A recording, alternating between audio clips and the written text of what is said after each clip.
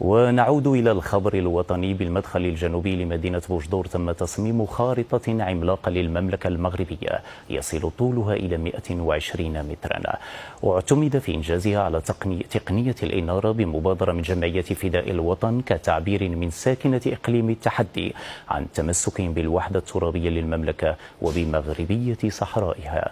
نتابع المزيد من التفاصيل في روبورتاج يوسف ويشو وزهير هنان.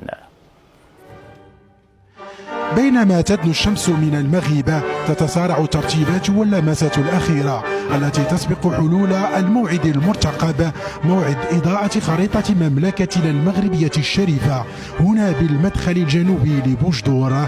فجاء المشهد الختامي بهذه الصورة الرائعة والمتميزة. هذه الخريطة كانت الأبعاد ديالها طولا 110 ديال الأمتار وعرضا 110 متر. على مستوى الإنارة أرسل اختيار على اللون الأخضر والأحمر، أعلام ألوان العلم الوطني. اللي طلب منا واحد 3 أيام تقريبا ولا 4 ديال الاشتغال بواحد اليد عامله تقريبا واحد 15 ولا 20 ديال الشباب من الشباب، يعني اولاد الاقليم ديال بوجدور.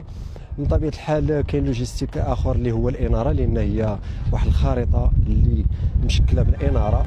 الخريطه هذه تعد الاكبر على المستوى الوطني، حيث يفوق طول السلك الكهربائي المضيء ازيد من 1000 متر، إنجاز تعتز به ساكنة إقليم التحدي وتجسد كذلك تعلقهم بوحدة الوطن وبمغربية هذه الربوع.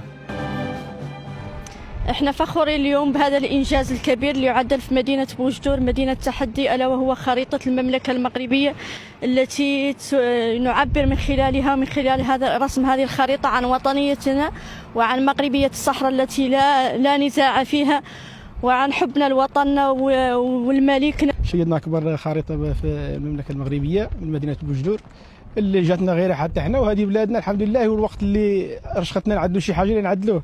هذه بالنسبه لهذه الخريطه. احنا اليوم شفنا ناس كيساومونا بالتونيات، يساومون هذا هما ضرهم توني صغير اللي فيه واحد 2 سنتيم ولا 3.